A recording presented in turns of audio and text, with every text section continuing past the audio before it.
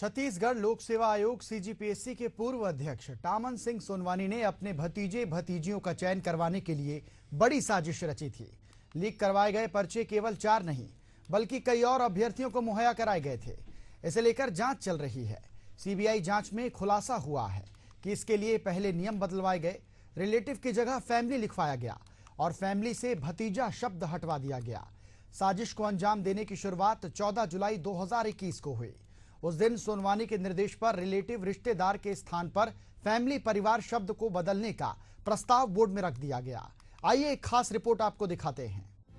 नौकरी के बदले 45 लाख रिश्वत का मामला। टॉप 10 सूची में था तीसरा और चौथा स्थान। पूर्व चेयरमैन टामन सोनवानी हुए गिरफ्तार। बजरंग पावर के डायरेक्टर को किया गया गिरफ्तार।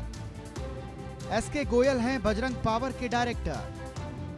गोयल पर नौकरी के लिए रिश्वत का आरोप। रिश्वत से बेटे बहू को बनाया डिप्टी कलेक्टर। 2023 में चयनित मेरिट सूची में संदिग्धता। शशांक भूमिका की मेरिट सूची में संदिग्धता। सीजीपीएससी के अधिकारियों पर एफआईआर।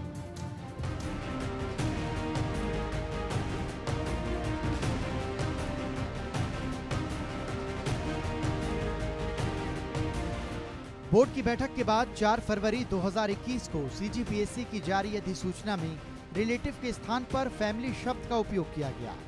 फैमिली को पति पत्नी, बेटा बेटी, दत्तक पुत्र, दत्तक पुत्री, पुत्र वधू, दामाद, दत्तक पुत्र की पत्नी, दत्तक पुत्र की पति, पौत्र और पौत्री के रूप में परिभाषित किया गया।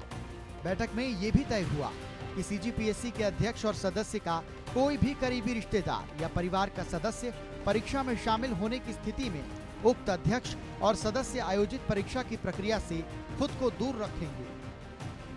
सीबीआई के मुताबिक फैमिली की परिभाषा से भतीजा शब्द हटा दिया गया है। ये शब्द हट गया और टामन की खुद को चयन प्रक्रिया में शामिल रखने की राह बंद नहीं हुई। ये सारी कवायद नितेश और साहिल भतीजे को पीएससी 2021 में चयनित करवाने की थी।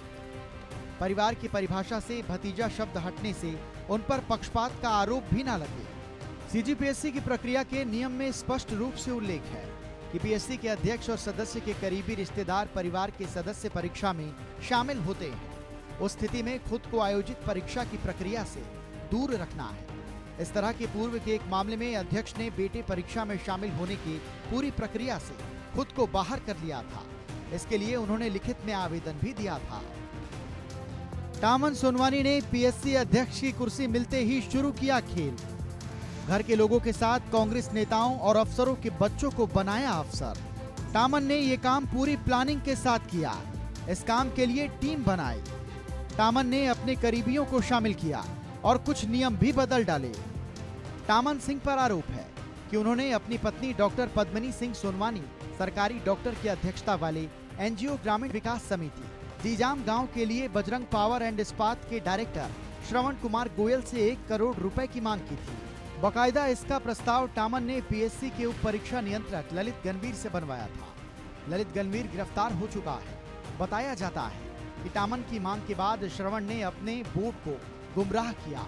बोर्ड ने पहले 20 लाख और बाद में 25 लाख रुपए की मंजूरी दे दी। ये राशि 2 मार्च 2022 और 18 अप्रैल 2022 को जीवीएस के खाते में ट्रांसफर हुए थे। इसके बाद श्रवण को प्रश्न पत्र मुहैया करवाए गए। ये प्रश्न पत्र श्रवण ने अपने बेटे शशांक और बहू भूमिका को दिए थे। बाद में दोनों डिप्टी कलेक्टर पर चयनित हुए।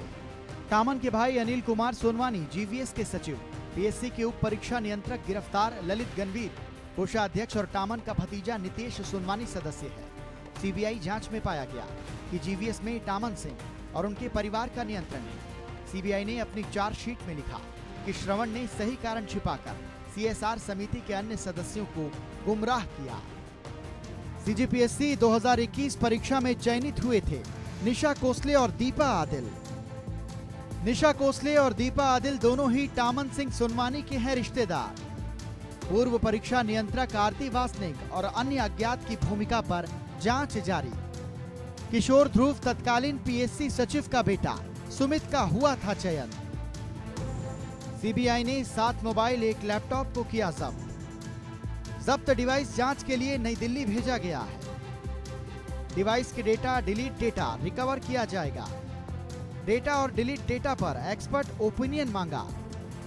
सीबीआई सीजीपीएससी 2021 परीक्षा में डिप्टी कलेक्टर और अन्य पदों पर चयनित अन्य उम्मीदवारों और निशा कोसले और दीपा आदिल के चयन के संबंध के खिलाफ जांच कर रही है। निशा और दीपा दोनों ही टामन सिंह सोनवानी की रिश्तेदार हैं। साथ ही पूर्व परीक्षा नियंत्रक आरती वासनिक और अन्य अज्ञात व्यक्तियों की भूमिका पर भी जांच जारी है। इसके अलावा तत्कालीन पीएससी सचिव जीवन किशोर ध्रुव का बेटा सुमित ध्रुव डिप्टी कलेक्टर के पद पर चयनित हुआ है। एफआईआर में उसका नाम है। सीबीआई सभी के खिलाफ जांच कर रही है। सीबीआई ने आरोपियों से 7 मोबाइल और 1 लैपटॉप जब्त किया है। इन्हें जांच के लिए सीएफएसएल नई दिल्ली भेजा गया है। इन सभी डिवाइस में मौजूद डेटा और डिलीट डेटा रिकवर कर एक्सपर्ट ओपिनियन मांगा गया है। पीएससी के पूर्व चेयरमैन टामन सोनवानी और कारोबारी एसके गोयल की गिरफ्तारी के बाद सीजीपीएससी की परीक्षा के गड़बड़ झाले की परतें खुलती जा रही हैं। भाई भतीजों को अफसरी देने के मामले में कई हैरान कर देने वाले खुलासे अब तक सामने आ चुके हैं। टामन ने कुछ ऐसे नियमों में बदलाव किया जिससे अपनों को अफसर बनाने का रास्ता आसान हो सके। 2014 से नियम था। इस नियम के तहत प्रीलिम्स एग्जाम स्टेज 1 के कुछ दिनों बाद मॉडल आंसर आएगा, फिर उसमें दावा आपत्ति होगी, फिर संशोधित मॉडल आंसर के साथ रिजल्ट आएगा। 9 मार्च 2017 में नियम में संशोधन होता है कि 20 प्रश्नों से ज्यादा अगर डिलीट करने की नौबत आती है तो परीक्षा फिर करवा सकते हैं। लेकिन इस समय भी दावा आपत्ति के बाद संशोधित मॉडल आंसर दिया जाता था। लिहाजा टामन सोनवानी ने पूरा नियम ही बदल दिया और संशोधित आंसर देने के नियम को ही हटा दिया। इससे हुआ ये कि अभ्यर्थियों को पता ही नहीं चलता कि क्या संशोधन किया गया है, कितने में आंसर चेंज किया गया है। नियम इसलिए बदला गया जिससे कोई ऑब्जेक्शन न खड़ा कर सके। सीजीपीएससी एसएससी 2021 में 6 प्रश्नों को डिलीट कर दिया गया और 9 प्रश्नों का उत्तर चेंज किया गया, जिससे इन सवालों को ऑपरेट कर रिजल्ट को कंट्रोल किया जा सके। एक्सपर्ट ही प्रश्नों का चयन करते हैं और उत्तर का भी। इससे ये समझ में आता है कि ह्यूमन एरर 1 से 2 हो जाएगा, लेकिन 15 से 20 प्रश्नों में गलती कैसे हो सकती है। वहीं पीएससी के तत्कालीन सदस्यों की भूमिका पर भी सवाल उठने लगे हैं।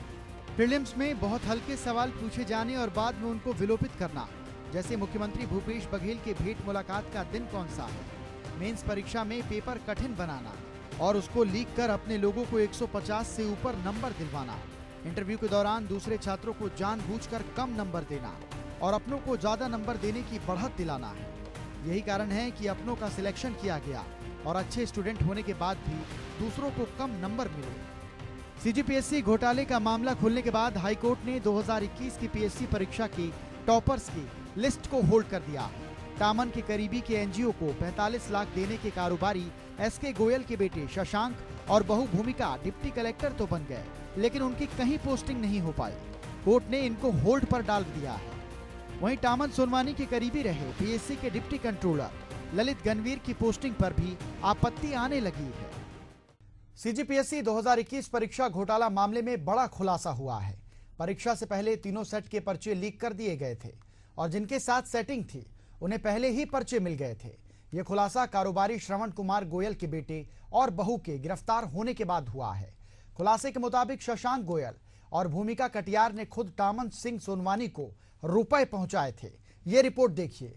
क्लोजिंग एंकर प्रज्ञा नायक कांग्रेस नेता के करीबी की बेटी, अनन्या अग्रवाल कांग्रेस नेता की बेटी, शशांक गोयल कारोबारी श्रवण गोयल का बेटा, भूमिका कटियार कांग्रेस नेता की बेटी, नितेश टामन सिंह का बेटा, साहिल टामन सिंह के बड़े भाई का बेटा, खुशबू बिजौरा तत्कालीन मंत्री के करीबी की बेटी, नेहा खलको तत्कालीन राज्यपाल के सचिव अमृत खलको की बेटी, निखिल खलको तत्कालीन राज्यपाल के सचिव अमृत खलको का बेटा, साक्षी ध्रुव डीआईजी ध्रुव की बेटी, सुमित ध्रुव पीएससी सचिव का बेटा।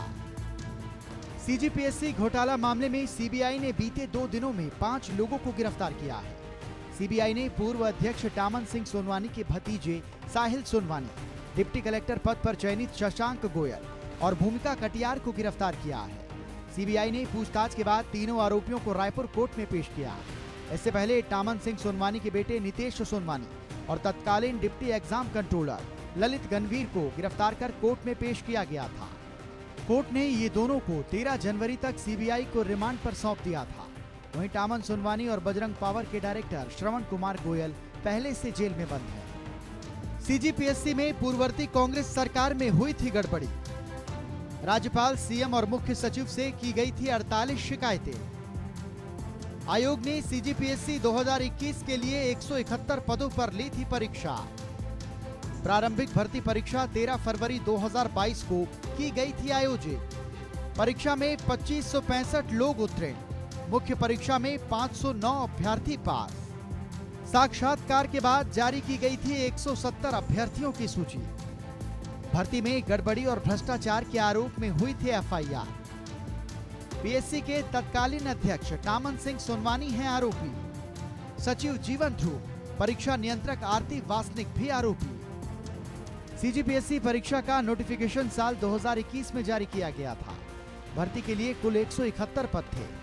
परीक्षा का प्री एग्जाम 13 फरवरी 2022 को कराया गया, जिसमें कुल 2565 पास हुए थे। इसके बाद 26, 27, 28 और 29 मई 2022 को मेंस परीक्षा कराई गई। इस परीक्षा में कुल 509 अभ्यर्थी पास हुए, जिन्हें इंटरव्यू के लिए बुलाया गया। इसके बाद 11 मई 2023 को परीक्षा का फाइनल रिजल्ट जारी हुआ। इस रिजल्ट के मुताबिक 170 अभ्यर्थियों का सिलेक्शन हुआ था। रिजल्ट जारी होने के बाद टॉप 20 चयनितों में से 17 ऐसे थे जो किसी अधिकारी, नेता या व्यवसायी के बेटे, बेटी, बहू, भतीजे या अन्य रिश्तेदार थे। इसको लेकर अभ्यर्थियों ने भारी विरोध किया। परीक्षा में पारदर्शिता पर सवाल उठाए गए। आरोप लगे कि तत्कालीन चेयरमैन सोनवानी ने भर्ती के नियमों को दरकिनार कर अपने रिश्तेदारों समेत कांग्रेस नेता और ब्यूरोक्रेट्स के बच्चों की नौकरी लगवाई है। सबसे बड़ा सवाल है कि भर्ती घोटाले के बारे में तत्कालीन कांग्रेस सरकार अनजान थी या जानबूझकर होने दिया गया। सीबीआई सूत्रों के मुताबिक इसमें कई नेता शामिल हो सकते हैं। जिस तरह से पीएससी घोटाले की परतें खुल रही हैं, उससे रसूखदारों की नींद उड़ गई है। कई ऐसे कांग्रेसी नेता हैं और अफसर हैं जो इस जद में आने वाले हैं।